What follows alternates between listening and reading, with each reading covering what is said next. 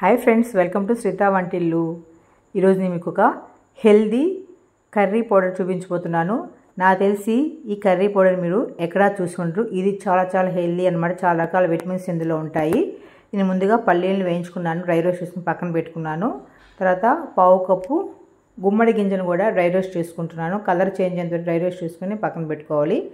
అదేవిధంగా పావు కప్పు నువ్వులను కూడా డ్రై రోస్ట్ చేసుకుంటున్నాను. నేను ఇక్కడ పల్లీలు ఎక్కువ క్వాంటిటీలో తీసుకున్నాను, మిగతా అన్ని కొంచెం కొంచెంగా తీసుకుంటున్నాను. ఈ విధంగా చిటపటలాడేంత వరకు ఫ్రై చేసుకొని పక్కన పెట్టుకోవాలి.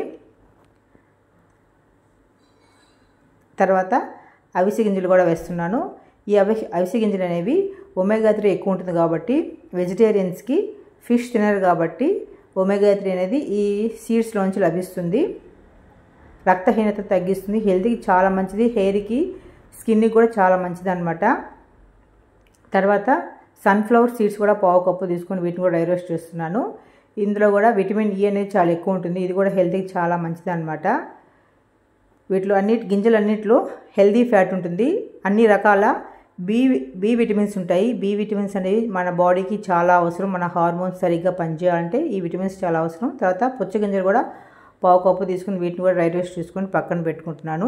తర్వాత ఎండు కొబ్బరిని కూడా పావు కప్పు, ఒక చెప్ప తీసుకున్నాను, దాన్ని చిన్న చిన్న పీసెస్ కట్ చేసుకొని డ్రై రోస్ట్ చేసుకుంటున్నాను.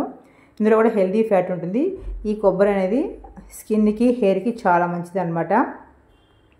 మీరు ఎప్పుడు చేసిన పల్లీ పొడి కాకుండా ఈ విధంగా అన్ని రకాల గింజలు వేసుకొని చేసుకున్నారంటే, మీరు డైలీ ఏదో ఫ్రై చేసుకుంటూ ఉంటాం కదా, నేను డైలీ ఏదో ఫ్రై చేస్తాను. గోరుచిక్కుడు ఫ్రై అని, తోటకూర ఫ్రై అని, తర్వాత దొండకాయ ఫ్రై, బెండకాయ ఫ్రై అన్నిట్లో ఈ పొడి వేస్తాను అనమాట.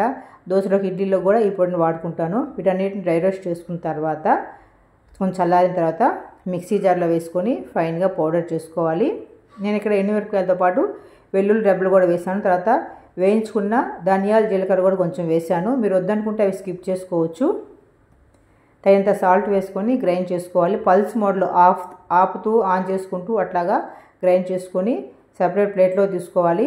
ఇది చల్లారిన తర్వాత ఎయిర్టైట్ కంటైనర్లో స్టోర్ చేసి పెట్టుకున్నట్లయితే ఇది మనకి 3 వీక్స్ వరకు ఫ్రెష్గా ఉంటుంది. నేను ఎక్కువ క్వాంటిటీలో చేసి పెట్టేసుకుంటాను, ఊరికి చేయకుండా ఒకేసారి ఎక్కువ చేసేసుకుంటాను. ఇది నాకు 3 వీక్స్ వరకు వస్తుంది అనమాట. నేను అన్ని ఫ్రైస్లో వేసుకుంటాను.